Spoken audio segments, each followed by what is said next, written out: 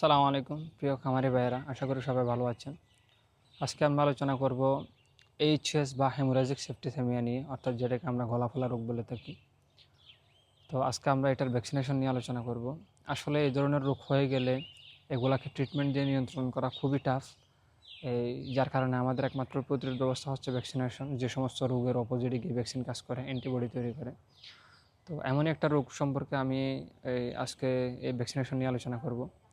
তো এটার আসলে আমি আজকে মূলত এই দাঁড়িয়েছি, অথবা এটার পক্ষে কথা বলতেছি, বিশেষ করে তার যে ডোজ রয়েছে এবং তার যে পার্শ্ব প্রতিক্রিয়া রয়েছে এবং সতর্কতা রয়েছে, এগুলো নিয়ে আলোচনা করার জন্য।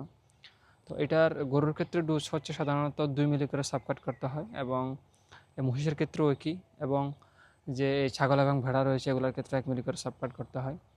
তো এটা আসলে প্রেগনেন্সি অবস্থায় যেটা অনেকটা ঝুঁকিপূর্ণ বলা যায়, অর্থাৎ না দেওয়া সবচেয়ে বেশি শ্রেয়। তো এটা আমরা 6 মাস পরে বুস্টার করতে পারি, এবং 6 মাস বয়স থেকে শুরু করতে পারি, এবং প্রতি বছর একবার করে দিতে পারি। তবে আমাদের একটা বিষয় খেয়াল রাখতে হবে, আমাদের কোল্ড চেইন অর্থাৎ যার যে তাপমাত্রায় আছে, এটা আমরা সঠিক তাপমাত্রা বহন করতে পারতেছি কিনা, তার যে প্রসেসিং রয়েছে, প্রসেসিং যদি আমরা এক্স্যাক্টলি অথবা প্রপারলি করতে না পারি, তাহলে ভ্যাকসিনেশনের যে গুণাগুণ রয়েছে, যে কার্যকারিতা রয়েছে, এই কার্যকারিতা অনেক বেশি কমে যাবে।